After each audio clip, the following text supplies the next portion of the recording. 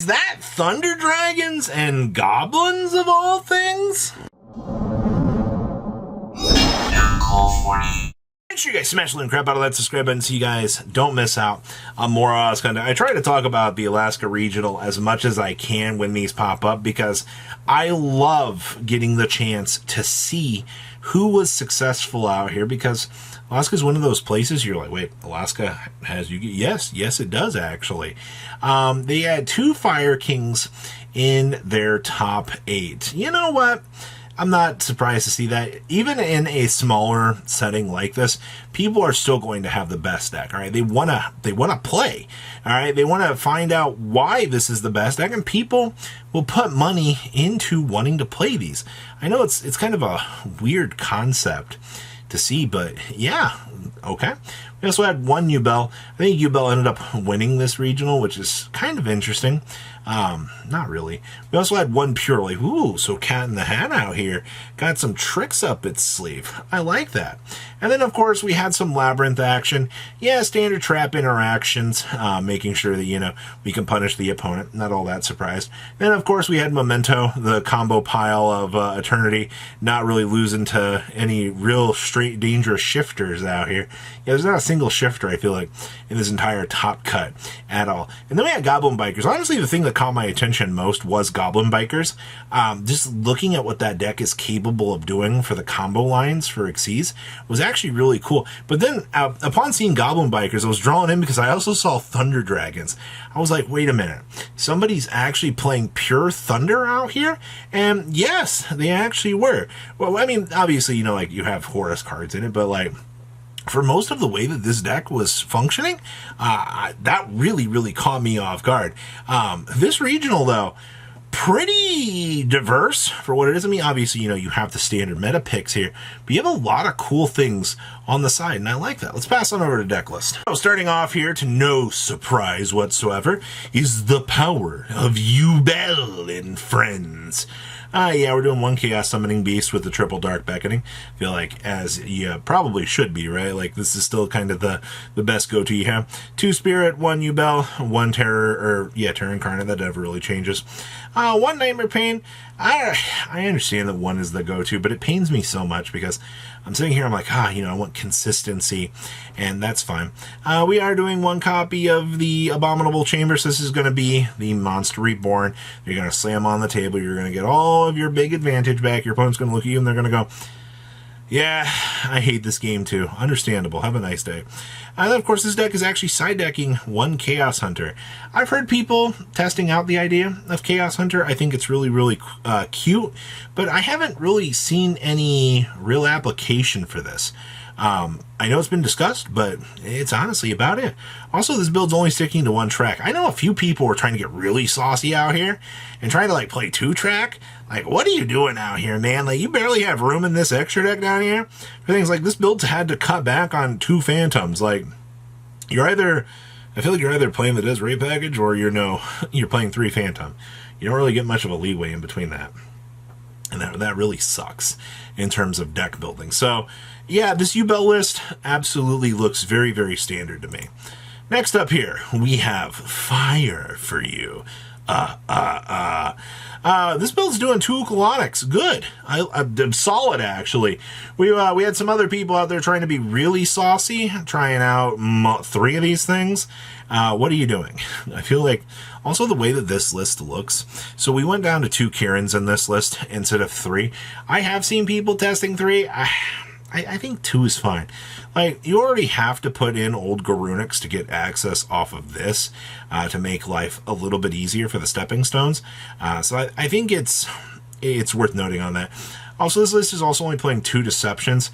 I will tell you straight up that 3 can be good, but you gotta have consistency on your side here. You're already playing 42 cards. Once you're going into, you know, the heavier side of this, you're gonna run into some consistency issues. Like, there's no ifs, ands, or buts about it, and this deck cannot afford to be losing out on that. I also do see that we are side decking with Skyburn. I love this. This is hilarious. Also, I feel like in the modern times, people just are not going to expect Skyburn resolving. You're going to drop this on your opponent's going to look at this and they're going to go, you got to be crapping me, man. Like, you're actually playing this garbage? And you'd be like, yeah, because I like protecting my monsters. Also, of course, some free stupid value here, and some more even stupid free value out here. This deck is packing full of surprises. Next up is our Thunder Special. Now, what I can tell you about Thunder right now is, holy crap, it's Thunder, and it's doing things. I'm so happy to see Thunder actually stepping into the arena and shaking things up.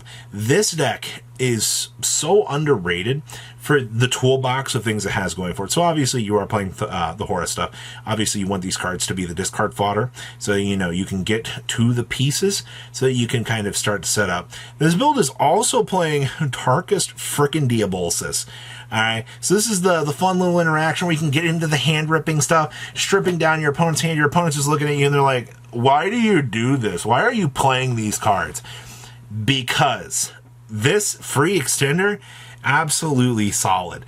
And of course, I mean, your Thunder package, I think your numbers are fine here on these. You're not trying to bulk down on Thunder cards. Obviously, like, you're not doing Thunder Fusion, you're not doing any of that bulkier stuff. You're rolling through Double Colossus, you're setting up the Walking Talking Floodgates, and the rest of what you're doing is just rank 8/control options with the buy steals, and you're doing a very standard line of what this deck wants to do. And it worked out. The deck is consistent. I love to see it. Really wish we could get some Titan action down here, but you know what? It's fine. Next up here. Anybody else feel like this looks a little bit familiar? Yes, this is pretty similar to our other fire list, actually, and I'm not surprised to see that we had two successful variations of essentially the same deck out here. Well, I mean, it looks like the same deck. Though I do want to give a keynote out here, though. To Dominus Impulse being that little extra free value in this deck, it is kind of worth the $80 price point. As much as we look at this card and we're like, yeah, Dominus Impulse does kind of tip the scales a wee little bit, it really, really does. Of course, we're side decking the Perulias down here instead of maining, no Fool Warsa's needed. This build also chose to play Ogres. That's fine. I think Ogre does steal games where it needs to. You just got to understand that you are, in fact, playing probably the better variation of the deck in the room. And you're probably going to have better options in terms of what you've got available. Also, still 2 Sinful Spoils. This build also went with the 2 Bonfires.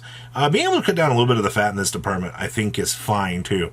Like, you have some very strong options going for you, yes, but just having the room for this is good. Also 2 Droplets, 2 Judgments, no skill drains in this variant, which is fine. Still using this as protection. Extra deck looks fine. Congratulations. You have more fire. And then, of course, we have Goblins. I think this is probably the most innovative deck out of this event besides Thunder. We have Ken and good old Gen in here. You go ahead and, get some of these bad Goblin cards out of your hand. That way you can kind of be like, oh, hey, as long as I can get some overlay action going here. You can also get into the Xyz Torpedo, and then congratulations, go into the Xyz Armor, and then you're starting the rank up line to get into, Armored Xyz and then 4 Armored Xyz, and then you're just kind of off to the races for constructing what you need. Also, this deck gets to play the fact we're playing Grand Pulse and Fortune Tune, and they're playing a singular frickin' Grenasaur in here. Man, this takes me back. Actually seeing Grenasaur, seeing competitive play, oh my gosh, that is hilarious to see.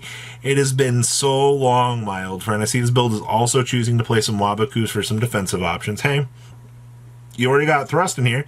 You may as well just go ahead and get some Wabaku action. So if you do run into Tempai, and Tempais are trying to, annihilate you, well, congratulations. You don't have to worry about it. You have the outs built into the side deck. Though I do like Threatening Roar a little bit better than this. I think this is fine. We have also some Destructive Daruma Cannons and Anti-Spelling for you in here, but I think this is by far one of the coolest lists that we've had the chance to actually see out here. So that is your wrap up for this regional. Congratulations to everybody that had the chance to play in this. I'll continue to talk about this event as I can, so please leave a comment down below. Tell me what you guys think, and I'll see your beautiful faces back here later in the day, guys. Peace. Patrons, thank you.